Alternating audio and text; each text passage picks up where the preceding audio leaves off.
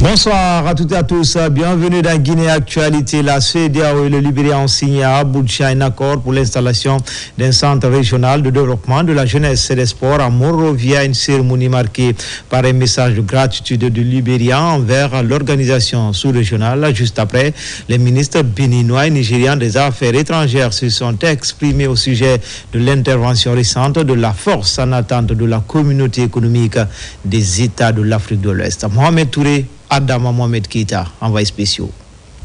La coopération régionale franchit une nouvelle étape au siège de la communauté économique des États de l'Afrique de l'Ouest.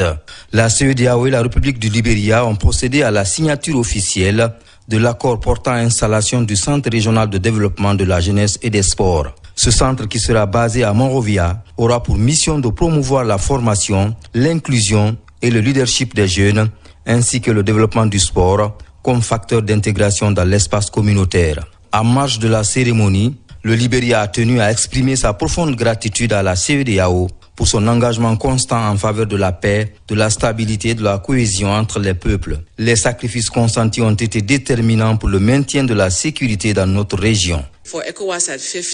Nous sommes très honorés par ce geste de la CEDEAO. Nous saluons également les efforts de la CEDEAO pour la sécurité et la stabilité pendant les conflits dans notre pays.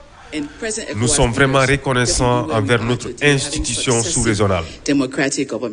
Dans la foulée, une conférence de presse conjointe a réuni les ministres béninois et nigérians des Affaires étrangères au centre des échanges.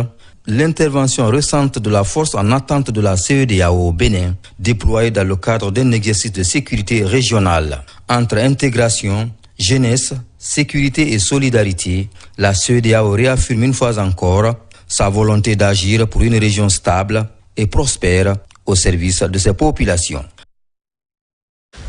À Conakry, la Fondation Orange Guinée a célébré l'innovation et le leadership féminin, cela à travers la remise des coups de pouce 2025, un moment fort qui met en lumière le parcours remarquable des bénéficiaires du programme Agir pour les femmes.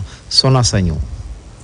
C'est au siège d'Orange Guinée que la fondation du même nom a organisé la cérémonie des coups de pouce 2025, une initiative visant à soutenir l'autonomisation économique et l'innovation féminine dans tous les secteurs. Le projet Agir pour les femmes, c'est un projet d'autonomisation de la fondation Orange Guinée qui consiste tout d'abord en un premier temps à former des femmes sur des thématiques clés comme l'entrepreneuriat, la gestion des revenus, les techniques de vente et aussi on les apprend à utiliser les outils informatiques afin de pouvoir vendre leurs produits sur les canaux digitaux. Agir pour les femmes, qui est un projet co-construit par la Fondation Orange et Intelac Consulting. Il s'agit d'accompagner les femmes pour les booster dans leur activité génératrice de revenus. Elles ont bénéficié de formation, d'accompagnement et de suivi. Et aujourd'hui, on assiste à la phase où un certain nombre de projets sont récompensés et les femmes ont reçu des chèques de 5 millions chacune pour venir les aider dans leurs activités. Ce rendez-vous annuel met en lumière l'accompagnement offert aux bénéficiaires des maisons digitales, ces espaces de formation et d'inclusion numérique dédiés aux femmes. Il permet également de valoriser les parcours inspirants et les réalisations remarquables des participantes du programme Agir pour les femmes. La Fondation Orange Guinée est engagée, comme vous le savez, dans l'éducation, dans la culture et la santé. Dans l'éducation, nous avons un gros pan qui est réservé à l'autonomisation, l'employabilité des femmes de manière générale à travers un an de programme qu'on appelle Agir pour les femmes. Bref, c'est tout ce que nous mettons en œuvre pour accompagner la femme pour qu'elle soit demain autonome. Je suis très heureuse, pas à cause de l'argent, mais surtout d'abord la fondation et la formation qu'ils m'ont donné.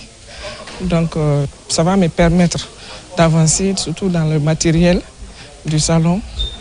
Je serai très reconnaissant envers Orange Guinée et Africa. En célébrant ses succès, la Fondation Orange Guinée réaffirme son engagement, soutenir l'indépendance des femmes, encourager l'esprit entrepreneurial et ouvrir de nouvelles opportunités pour toutes les Guinéennes. Consolidation de la paix en Guinée, l'ambassadeur de la paix reçoit l'érudit de Bokeh, les entretiens, l'érudit de Beila, les entretiens entre ces deux personnalités morales ont porté essentiellement sur le renforcement du climat de paix au sein des différentes communautés du pays. Images et commentaires. L'érudit de Beila avait rendez-vous cette semaine avec l'ambassadeur de la paix, El Hadj Djeriba Diaby. El Hadj Farouk Koné, accompagné de certains de ses proches, était venu lui rendre une visite de courtoisie au cours de laquelle il a félicité, remercié et encouragé El Hadj Djeriba Diaby dans sa mission de pacification et de rassemblement des filles et fils de notre pays, la Guinée. L'érudit Falikou Koné est venu pour saluer El Hadj Djeriba Diaby pour les efforts qu'il est en train de faire. L'érudit ne peut pas rester à Beila. Il aurait pu envoyer une délégation, mais il dit que lui-même, il doit venir pour féliciter El Hadj Djeriba Diaby pour ses efforts. Les jeunes gens du quartier Ratoma Dispensaire ont décidé de venir rencontrer le fondateur de la paix en Guinée pour l'accompagnement, la consolidation de la paix, qui est déjà une très grande organisation de conférences islamiques et conférences, la consolidation de la paix dans leur cité, le quartier Ratoma Dispensaire. Il nous a bien reçus, il nous a montré que vraiment la paix est toujours en Guinée. Le porte-parole de l'ambassadeur de la paix a salué la démarche de l'érudit de Beila tout en le rassurant de l'engagement sans faille de El Hadj Djeriba Diaby de continuer à œuvrer pour la promotion de la cohésion sociale en Guinée. Au nom du président et de l'ensemble des membres de la fondation, leur disons bienvenue et nous leur tendons la main et nous leur disons que la porte de la fondation est ouverte pour eux et que nous sommes à leur entière disposition, nuit et jour. Et Inch'Allah, dans les prochains jours, nous allons nous retrouver, essayer de voir comment nous allons continuer à travailler ensemble dans l'intérêt de notre Guinée, dans l'intérêt du monde entier pour que la paix, qui est la denrée nécessaire, sans laquelle nous ne pourrons rien faire, soit vraiment une réalité. Avant de se quitter, El Hadj Djeriba Diaby a offert des livres coraniques à ses hôtes en guise de manifestation de sa volonté à soutenir la pratique de l'islam dans notre pays.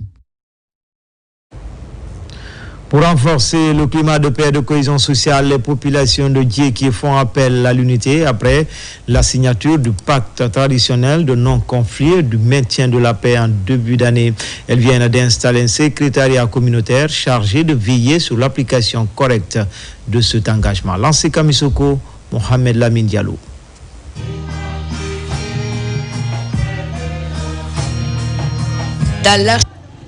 À 2 semaines du scrutin présidentiel du 28 décembre prochain, les appels à la paix et à la responsabilité sociale se multiplient. À 63 km de la capitale forestière Nzérékoré, la commune rurale de Djéké s'illustre de plus belle dans cette démarche. Un secrétariat communautaire chargé de veiller sur l'application correcte du pacte de paix signé en début d'année 2025 vient d'être installé. Une démarche engagée pour faire de Djéké une cité régionale de la paix 2025. Puisque nous tendons vers les élections, on a dit qu'il faut installer le bureau de la paix. Parce que sans la paix, il n'y a pas de développement. Baromètre de la stabilité sociale et piston du développement durable, les femmes de la cité du Palmier à Hull et DVA soutiennent cette initiative de la délégation spéciale. Nous refusons la violence dans nos vies. Nous exigeons un climat de sérénité, un climat qui permet à chaque citoyen et citoyenne d'exercer son droit dans la dignité. C'est pourquoi j'appelle avec respect et fermeté les acteurs politiques à faire preuve de responsabilité. Cette cérémonie d'engagement communautaire en faveur de la paix est aussi marquée par la reconnaissance des personnalités qui ont œuvré pour le rayonnement de Djéké, tels que l'ancien correspondant régional de l'agence guinéenne de presse en Guinée forestière, Nyamaoumi. Enfin, les fidèles chrétiens catholiques ont célébré la fête de l'Immaculée Conception le 8 décembre dans l'archidiocèse de Conakry. Elle a été marquée par la profession de vœux perpétuels d'une religieuse de la congrégation des Petites Sœurs de Guinée. Le moment était choisi pour la sœur de renouveler ses vœux, ses engagements d'une vie donnée entièrement au Christ. Marie-Noël Simon Tono.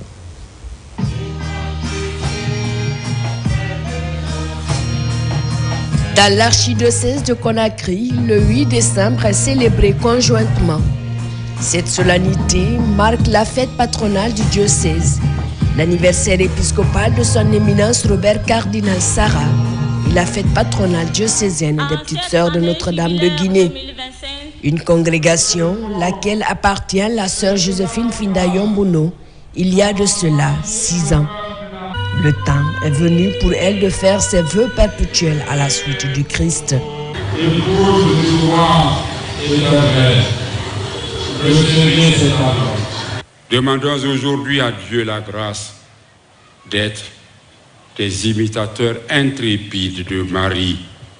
Demandons cette grâce particulièrement pour sœur Joséphine Finda Yombono. Parce que nous sommes heureux d'être les témoins privilégiés des engagements qu'elle vient de prendre aujourd'hui devant Dieu et devant les hommes.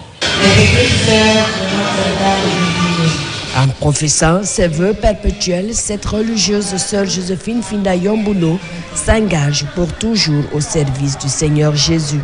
La joie est immense, je ne peux pas exprimer ma joie. Je dirais aux jeunes filles qui désirent venir dans la congrégation des Petites Sœurs de Notre-Dame de Guinée, venez, la vie religieuse est très belle, n'ayez pas peur. Le Seigneur nous appelle dans sa vie. Depuis ses premiers pas dans la congrégation, elle se donne tout entière dans le service. Par sa joie, son bonheur, franchement ça reflète une vie toute donnée au Christ. Dans l'Église catholique, la vie religieuse appelle à un témoignage évangélique de chasteté, de pauvreté et d'obéissance. C'était tout pour les infos. Prochain rendez-vous avec l'actualité, c'est à 20h30. Bonne suite de programmes sur les antennes de la télévision, dont la mission est de vous servir. À tout à l'heure, Inch'Allah.